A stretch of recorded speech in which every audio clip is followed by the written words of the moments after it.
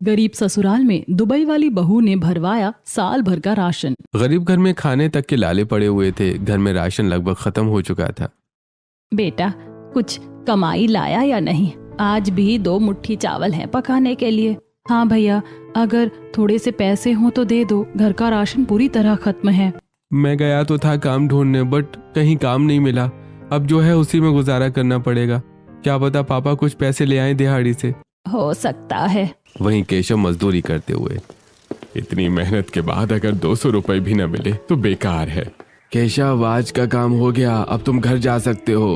अब कल आना, तब पैसे मिलेंगे। कल का नाम सुनकर केशव उदास हो जाता है। मैंने सोचा था आज कुछ पैसे मिल जाएंगे तो मैं अपने परिवार का पेट भर पाऊंगा, लेकिन ये क्या, ये तो उल्टा ही हो गया। लगता है सच में आज भूखा सोना पड़ेगा। शाम ढल चुकी थी। केशव थके हुए कदमों से घर की ओर बढ़ रहा था। उसके चेहरे पर मायूसी साफ दिखाई दे रही थी। जेब पूरी तरह खाली थी। रास्ते भर वो यही सोचता रहा कि घर वालों को क्या जवाब देगा। सब लोग उम्मीद लगाए बैठे होंगे कि आज कुछ पैसे आएंगे और घर में भरपेट खाना बनेगा।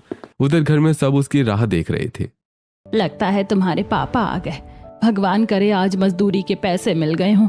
घर में तो एक दाना भी नहीं बचा है। हाँ माँ, अगर पैसे मिल गए होंगे तो मैं अभी दौड़कर बनिया की दुकान से राशन ले आऊंगी। कई दिनों बाद पेट भर खाना मिलेगा। बस भगवान से यही दुआ है कि पापा खाली हाथ न लौटे हों। तभी केशव घर के अंदर आता है। सभी की नजरें उसकी जेब पर टिक जाती हैं। क्या हुआ जी, पैसे मिले ना? केशव चुपचाप जमीन पर बैठ जाता है। उसकी आंखें नम हो चुकी थी। नहीं मिले, मालिक ने कहा है कल आना, आज 1 रुपया भी नहीं दिया। ये सुनते ही पूरे घर में सन्नाटा छा जाता है। मतलब आज भी भूखे ही सोना पड़ेगा। आखिर कब तक ऐसा चलेगा? हर दिन बस उम्मीद और निराशा। रोने से कुछ नहीं होगा। घर में जो बचा है उसी से काम चलाते हैं। सुगंधा रसोई में जाती है, डिब्बों को खोलती है। एक डिब्बे में मुश्किल से 2 मुट्ठी चावल बचे थे। बस इतना ही बचा है।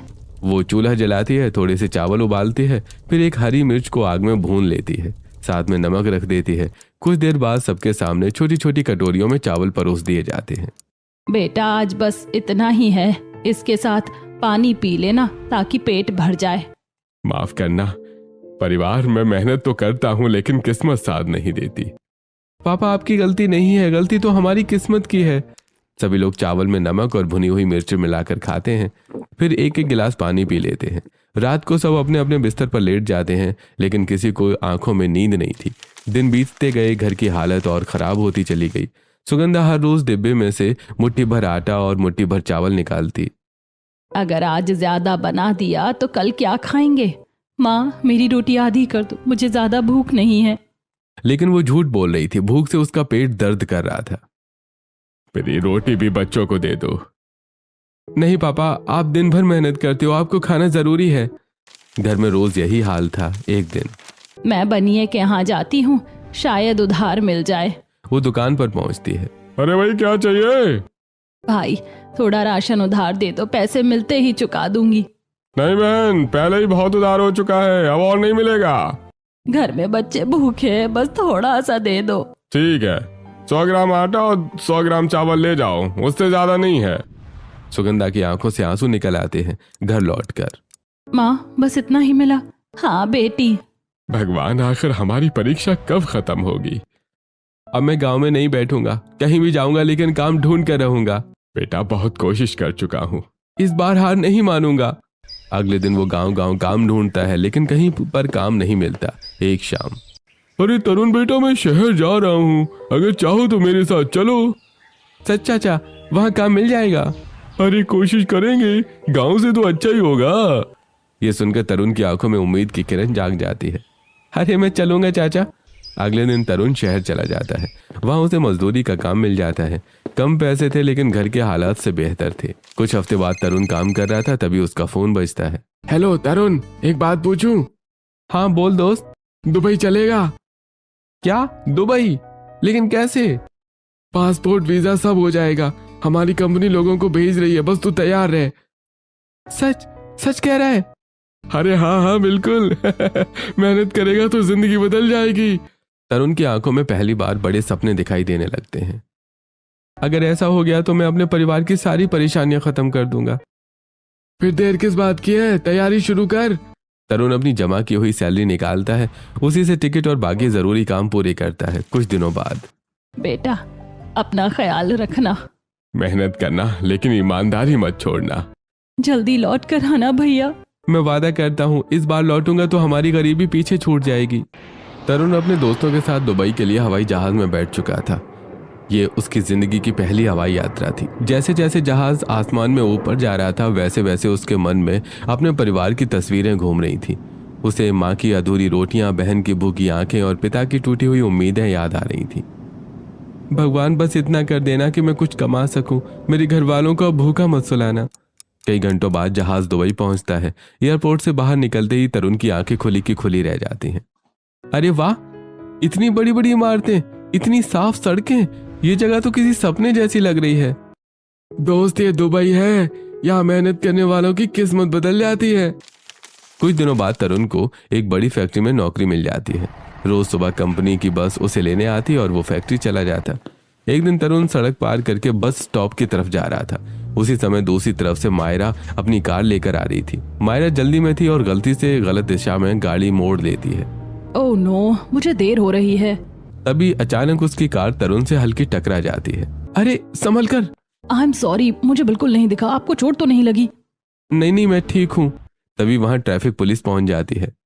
मैडम आप रॉन्ग साइड से गाड़ी चला रही थी। मायरा घबरा जाती है। सर मुझसे गलती हो गई। इसके लिए भारी जुर्माना लगेगा। तरुण आगे आता है। सर गलती हुई है लेकिन इन्होंने जानबूझकर नहीं किया, मुझे कोई चोट भी नहीं लगी है, कृपया इन्हें एक मौका दे दीजिए। काफी समझाने के बाद अधिकारी चेतावनी देकर छोड़ देता है। थैंक यू, अगर आप नहीं होते तो मुझे बहुत बड़ा फाइन भरना पड़ता।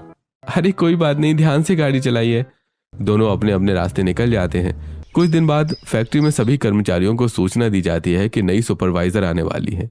पता नहीं भैया कौन आने वाला है। तभी एक लग्जरी कार फैक्ट्री के अंदर आती है। कार से मायरा उतरती है। अरे ये तो वही लड़की है। और ये वही इंसान है जिसने मुझे बचाया था। धीरे धीरे मायरा और तरुण की बातचीत बढ़ने लगती है। एक दिन लंच टाइम में, क्या मैं यहाँ बैठ सकती हूँ? जी बिल्कुल। आप भी मुझे देखकर ऐसे घबरा जाते हैं जैसे मैं आपकी बॉस नहीं कोई इंस्पेक्टर हूँ। नहीं, बस आदत नहीं है इतने बड़े लोगों से बात करने की। बड़े लोग? मैं भी आपकी तरह ही इंसान हूँ। समय बीतता गया, दोनों की दोस्ती गहरी होती चली गई और एक शाम। तरुण, क्या मैं तुमसे कुछ पूछ सकती हूँ? पूछो। तुम हमेशा उदास क्यों रहते हो? पहली बार तरुण अपना दिल खोलता है। मेरा परिवार भारत में बहुत गरीब है। कई दिन हमने आधा पेट खाना खाया है। कभी सिर्फ नमक और रोटी, कभी सिर्फ पानी पीकर सोना पड़ा है। इतना सब झेला है तुमने? आज भी मेरी माँ राशन के लिए तरसती होगी। मायरा की आंखों में आंसू आ जाते हैं। मुझे तुम्हारी गरीबी से कोई फर्क नहीं पड़ता। मैं तुम्हारी सच्चाई और मेहनत से प्रभावित हूँ। उसी दिन से मायरा के दिल में तरुण के लिए प्यार जन्म ले लेता है। कुछ महीनों बाद मायरा के पिता उसके लिए रिश्ते देखने लगते हैं। मायरा, हमने तुम्हारे लिए एक बहुत अच्छा रिश्ता देखा है। पापा, मैं शादी करूंगी तो सिर्फ तरुण से। क्या? वो फैक्ट्री में काम करने वाला लड़का? जी। तुम्हें अंदाजा भी है वो कितना गरीब है? पापा, इंसान की कीमत उसके पैसों से नहीं होती। अगले दिन मायरा तरुण को अपने घर लेकर जाती है। क्या तुम मेरी बेटी को खुश रख पाओगे? सर मैं अमीर नहीं हूं लेकिन जिंदगी भर मायरा का सम्मान करूंगा। सम्मान से पेट नहीं भरता, लेकिन मेहनत से भरता है। पापा, अगर शादी करूंगी तो तरुण से ही करूंगी। मैं उसके साथ खुश रहूंगी। जी, बेटी अपनी खुशी इसी में देख रही है। आखिरकार मायरा के माता पिता मजबूरी में मान जाते हैं। कुछ दिनों बाद दोनों की धूमधाम से शादी हो जाती है। मायरा, मैं तुम्हें महल नहीं दे सकता। मुझे महल नहीं, तुम्हारा साथ चाहिए। शादी के बाद मायरा और तरुण भारत लौटते हैं। गांव में सभी लोग हैरान थे। अरे देखो, तरुण दुबई से बहू लेकर आया है। बहू तो गहनों से लदी हुई है। लगता है किसी बहुत अमीर घर की लड़की है। जब तरुण घर पहुंचता है तो सभी उसे देखकर खुश हो जाते हैं। बेटा, तू आ गया। फिर उसकी नजर मायरा पर जाती है। ये कौन है? हाँ माँ, ये आपकी बहू मायरा है। सुगंधा के चेहरे पर चिंता आ जाती है। बेटा, तूने ये क्या कर दिया? इतनी अमीर लड़की हमारे घर में कैसे रहेगी? हमारे पास तो खाने तक का इंतजाम नहीं है। माँ, मायरा सब जानती है। माँ जी, आप चिंता मत कीजिए, मैं यहाँ खुशी से रहूंगी। अरे वाह, गरीब घर में दुबई वाली बहू आ गई। देखना 2 दिन में भाग जाएगी। इतनी अमीर लड़की यहाँ कैसे टिकेगी? मायरा सब सुन लेती है लेकिन कुछ नहीं कहती। साधारण तरीके से मायरा का गृह प्रवेश होता है। भाभी, घर छोटा है लेकिन दिल बहुत बड़ा है। बस यही सबसे बड़ी दौलत है। अगले दिन पहली रसोई की रस्म थी। मायरा रसोई में जाती है और राशन के डिब्बे खोलती है, लेकिन हर डिब्बा खाली था। माँ जी, आटा कहाँ है? खत्म हो गया। चावल? वो भी नहीं है। मायरा की आंखें भर आती हैं। आखिर घर में सिर्फ चीनी बची थी। मायरा पानी में चीनी घोलकर शरबत बनाती है, फिर वो सबको गिलास पकड़ाती है। माँ जी, आज मेरी पहली रसोई है, मैं बस यही बना पाई हूँ। पूरे घर में सन्नाटा छा जाता है। भाभी, पहली बार कोई हमारी हालत देखकर रोया है। बेटी, हमें माफ करना। मायरा गिलास हाथ में लेकर खड़ी थी। उसकी आंखों में से लगातार आंसू बह रहे थे। माँ जी, पापा जी, आज मैं एक वादा करती हूँ, अब इस घर में कोई भूखा नहीं सोएगा। मायरा के शब्द सुनकर सभी हैरान होकर उसकी ओर देखने लगते हैं। मायरा के वादा करने के बाद भी घर की हालत में कोई बदलाव नहीं आया था। गरीबी अभी भी उसी तरह घर के हर कोने में फैली हुई थी। अगले दिन सुबह तरुण जल्दी उठ गया। घर में खाने के लिए कुछ भी नहीं बचा था। ठीक है माँ, कोशिश करता हूँ, शायद थोड़ा बहुत उधार मिल जाए। बेटा, अगर हो सके तो बनिए के यहाँ से थोड़ा सा राशन लिया, आज घर में एक दाना भी नहीं बचा है। तरुण गांव के बनिए की दुकान पर पहुंचता है। दुकान पर पहले से कुछ लोग खड़े थे। अरे वाह, दुबई से लौटे हुए बाबू साहब आ गए।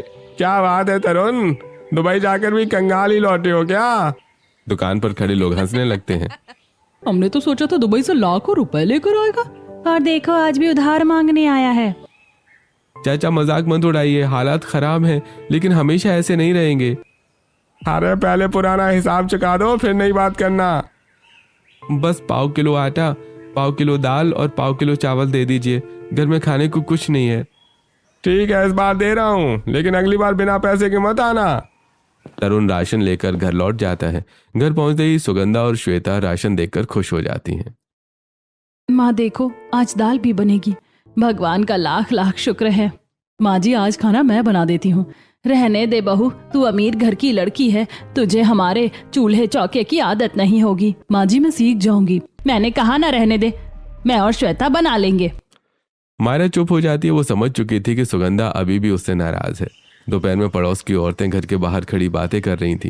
अरे देखो, अमीर घर की बहू तो आ गई, लेकिन घर में राशन है क्या? सोने के गहने पहनने से पेट थोड़ी भरता है।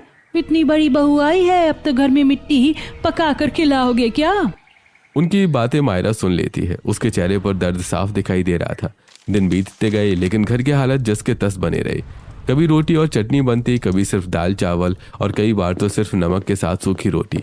एक शाम मायरा रसोई के दरवाजे पर खड़ी थी। वो देख रही थी कि सुगंधा डिब्बे से बहुत सावधानी से चावल निकाल रही है। सुगंधा पहले एक मुट्ठी चावल निकालती है, फिर आधी मुट्ठी वापस डिब्बे में डाल देती है। मायरा ये देखकर हैरान रह जाती है। माँ जी, आप ऐसा क्यों कर रही हैं? बेटा, तुम नहीं समझोगी, समझाइए ना माँ जी। हम गरीब लोग हैं बेटी, अगर आज ज्यादा चावल बना दूं तो कल भूखे रहना पड़ेगा, इसीलिए हर दिन मुट्ठी मुट्ठी गिन कर निकालती हूँ। मायरा चुप हो जाती है। तुम अमीर घर में पली बड़ी हो, शायद तुम्हें कभी ये सोचना नहीं पड़ा होगा कि आज ज्यादा खा लिया तो कल क्या खाएंगे। ये सुनकर मायरा की आंखें भर आती हैं। नहीं माँ जी, अब मैं सब समझ रही हूँ। उस रात मायरा सो नहीं पाती। उसे घर की हर परेशानी दिखाई दे रही थी। पापा जी को काम नहीं मिल रहा था, श्वेता की पढ़ाई अधूरी पड़ी थी, तरुण की दुबई वाली नौकरी भी छूट चुकी थी। घर में हर दिन राशन का संकट था। पहली बार उसे एहसास हुआ कि गरीबी कितनी दर्दनाक होती है। अगर मैं इस घर की बहू हूँ तो इस घर की जिम्मेदारी भी मेरी है। अगले दिन रात के खाने में सिर्फ 4 रोटियां बनी थी। एक पापा जी की, एक तरुण की, आधी श्वेता की, आधी मेरी। और मेरी? बेटा, आटा खत्म हो गया। कोई बात नहीं माँ जी, मुझे भूख नहीं है। लेकिन सच ये था कि मायरा को भी बहुत भूख लगी थी। मायरा अपने कमरे में जाती है। उसके पास शादी से पहले के कुछ पैसे बचे हुए थे। उसने वो पैसे संभाल कर रखे थे। अगर ये पैसे घर के काम नहीं आएंगे तो उनका क्या फायदा? वो पैसे निकालकर तरुण के हाथ में रख देती है। ये क्या है? जो थोड़े बहुत पैसे मेरे पास बचे थे। नहीं मायरा, ये तुम्हारे पैसे हैं। अब मेरा और तुम्हारा कुछ अलग नहीं है, ये हमारे घर के पैसे हैं। अगले दिन तरुण उन्हीं पैसों को लेकर बनिए की दुकान पहुंचता है। अरे क्या बात है, आज पैसे लेकर आए हो? हाँ चाचा, राशन चाहिए। पहले पुराना हिसाब देख लेते हैं। वो पुराना उधार जोड़ने लगता है। कुछ देर के बाद पूरे पैसे तो पुराने कर्ज में ही खत्म हो गए। क्या? हाँ, अब राशन लेना है तो अलग से पैसे लाओ। तरुण का चेहरा उतर जाता है। मतलब आज राशन नहीं मिलेगा? नहीं मिलेगा। तरुण खाली हाथ घर लौट आता है। राशन ले आए? तरुण चुप हो जाता है। क्या हुआ? सारे पैसे पुराने उधार में चले गए, राशन नहीं मिला। ये सुनकर मायरा का दिल टूट जाता है। तो अब क्या होगा भाभी? लगता है हमारी किस्मत में यही लिखा है। भगवान जाने कब ये दिन बदलेंगे। उस रात सभी लोग आधे पेट सो गए, लेकिन मायरा जागती रही। वो छत की ओर देख रही थी। उसे अपने मायके की सारी सुख सुविधाएं याद आ रही थी और दूसरी तरफ अपने ससुराल की भूख और गरीबी। नहीं, अब बहुत हो गया। मैं इस घर की बहू हूँ। मैं अपनी आंखों के सामने इस परिवार को भूखा नहीं रहने दूंगी। चाहे मुझे कुछ भी करना पड़े, चाहे कितनी भी मेहनत करनी पड़े, मैं इस घर की हालत बदल कर रहूंगी। एक दिन ऐसा आएगा जब इस घर के डिब्बे खाली नहीं होंगे, माँ जी को मुट्ठी गिनकर चावल नहीं निकालने पड़ेंगे, श्वेता की पढ़ाई पूरी होगी और पापा जी को मजदूरी के लिए दर दर नहीं भटकना पड़ेगा। मायरा की आंखों में अब आंसू नहीं थे। वहां एक नया हौसला था। उसे नहीं पता था कि अगले ही कुछ दिनों में उसकी जिंदगी और इस परिवार की किस्मत बदलने वाली थी और यहीं से शुरू होने वाला था मायरा का वो सफर जो इस गरीब घर को भूख से निकालकर खुशहाली तक पहुंचाने वाला था। सुबह सूरज निकलने से पहले ही वो उठ गई। घर के बाकी लोग अभी भी सो रहे थे। अब सिर्फ सोचने से कुछ नहीं होगा, मुझे कुछ करना पड़ेगा। मायरा अपने बैग से अपना दुबई वाला डेबिट कार्ड निकालती है। शादी और भारत आने की भागदौड़ में उसे याद ही नहीं रहा था कि उसके अकाउंट में अभी भी कुछ पैसे पड़े हुए हैं। भगवान का शुक्र है कि ये कार्ड मेरे पास है। कम से कम कुछ दिन तो घर वालों को राहत मिल जाएगी। मायरा गांव से शहर वाले बैंक में पहुंचती है। जी मैडम, आपकी क्या मदद कर सकते हैं? मुझे अपने अकाउंट से कुछ पैसे निकालने हैं। थोड़ी देर बाद मायरा पैसे लेकर बैंक से बाहर निकलती है। अब सबसे पहले घर के लिए राशन खरीदना है। मायरा सीधे एक सुपरमार्केट में पहुंचती है। वो आटा, चावल, दाल, तेल, मसाले, चीनी, चाय पत्ती, बिस्किट और कई जरूरी सामान खरीदती है। मैडम, लगता है पूरा घर बनने का इरादा है। नहीं, एक भूखे परिवार को राहत देने का इरादा है। दोपहर तक मायरा राशन लेकर घर पहुंच जाती है। घर में सब लोग भूखे बैठे थे। माँ, मुझे तो चक्कर आने लगे हैं। क्या करूँ बेटी, घर में कुछ नहीं है। तभी बाहर गाड़ी रुकती है। अरे, ये कौन आया? सब बाहर निकलते हैं। सामने मायरा खड़ी थी और उसके साथ राशन के कई थैले थे। भाभी, ये सब क्या है? आज से कोई भूखा नहीं रहेगा। माँ जी, आज खाना मैं बनाऊंगी। रहने दे बहू। माँ जी, अब मत रोकिए, मुझे भी तो इस घर की बहू होने का फर्ज निभाने दीजिए। इस बार सुगंधा कुछ नहीं कहती। कई घंटों बाद रसोई से खुशबू आने लगती है। वाह, कितनी अच्छी खुशबू आ रही है। महीनों बाद ऐसा लग रहा है कि घर में सचमुच खाना बन रहा है। मायरा दाल, चावल, सब्जी और गरम रोटियां बनाती है। आइए सब लोग खाना खाइए। सभी लोग भरपेट खाना खाते हैं। बेटी, आज महीनों बाद पेट भरकर खाना खाया है। सच में बहू, आज बहुत अच्छा लगा। ये तो बस शुरुआत है। कुछ दिनों तक घर में शांति बनी रहती है, लेकिन धीरे धीरे राशन कम होने लगता है। दूसरी तरफ केशव को अभी भी नियमित काम नहीं मिल रहा था। केशव की पढ़ाई भी रुकी हुई थी। तरुण छोटी मोटी दिहाड़ी कर रहा था। अरे देखो, दुबई वाली बहू झोपड़ी में रह रही है। सुना है बुर्ज खलीफा जैसी इमारतों में रहती थी और अब मिट्टी के घर में चूल्हा फूंक रही है। बड़ी अमीर बहू आई थी ना। मायरा सब सुनती थी लेकिन जवाब नहीं देती थी। गरीबी और परेशानियों के बीच मायरा अपना जन्मदिन तक भूल चुकी थी। उसी दिन दोपहर में उसका फोन बजता है। हेलो पापा। हैप्पी बर्थडे बेटा। ओह, आज मेरा जन्मदिन है। देखो, अपनी परेशानियों में अपना जन्मदिन तक भूल गई। बेटा, मैंने तेरे लिए एक पर्पल कलर की नई कार भेजी है। ये मेरा बर्थडे गिफ्ट है। क्या कार? हाँ बेटा, थोड़ी देर में पहुंच जाएगी।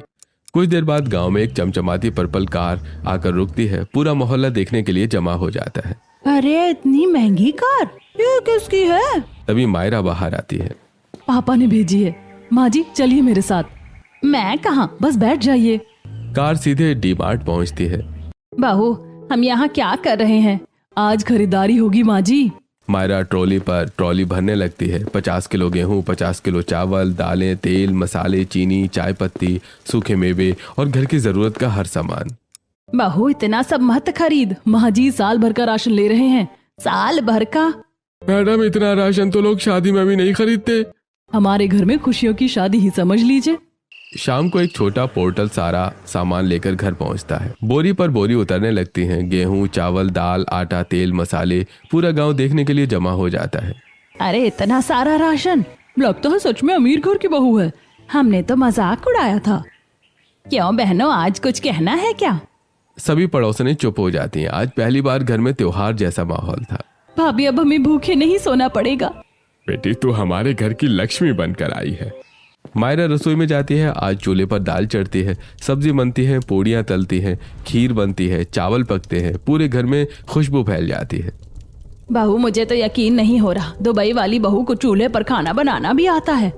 माँ जी, मैं यहाँ आने से पहले थोड़ी ट्रेनिंग लेकर आई थी। सच, मुझे पहले से सब पता था कि मेरे ससुराल के हालात आसान नहीं है, इसीलिए मैंने सोचा था कि मुझे सब सीखना चाहिए। बेटी, आज तूने सिर्फ राशन नहीं भरा, तूने इस घर में उम्मीद भर दी है। अब मैं फिर से पढ़ाई करूंगी। मुझे तुम पर बहुत गर्व है मायरा, लेकिन एक नई समस्या सामने आ गई। इतना सारा राशन रखा कहाँ जाए? अरे ये भी अच्छी परेशानी है। पहले राशन नहीं था, अब रखने की जगह नहीं है। घर के मर्द मिलकर एक खाली कमरे को साफ करते हैं। सारी बोरियां वहां रख दी जाती हैं, लेकिन मायरा की तैयारी अभी खत्म नहीं हुई थी। माँ जी, चलिए एक काम और करना है। अब क्या, राशन को सही तरह से रखना है। दोनों बाजार से बड़े बड़े बखार और डिब्बे खरीद कर लाती हैं। गेहूं, चावल और दाल बखार में भर दिए जाते हैं। मसाले छोटे डिब्बों में सजा दिए जाते हैं। पूरा कमरा अब किसी राशन स्टोर जैसा लग रहा था। बहू, मैंने कभी नहीं सोचा था कि हमारे घर में इतना राशन भी होगा। माँ जी, ये तो सिर्फ शुरुआत है। पूरा परिवार मुस्कुरा रहा था। आज कई सालों बाद घर के डिब्बे भरे हुए थे और गांव में हर कोई एक ही बात कर रहा था। गरीब ससुराल में दुबई वाली बहू ने सचमुच साल भर का राशन भरवा दिया था। मायरा के साल भर का राशन भरवाने के बाद घर का माहौल पूरी तरह बदल चुका था।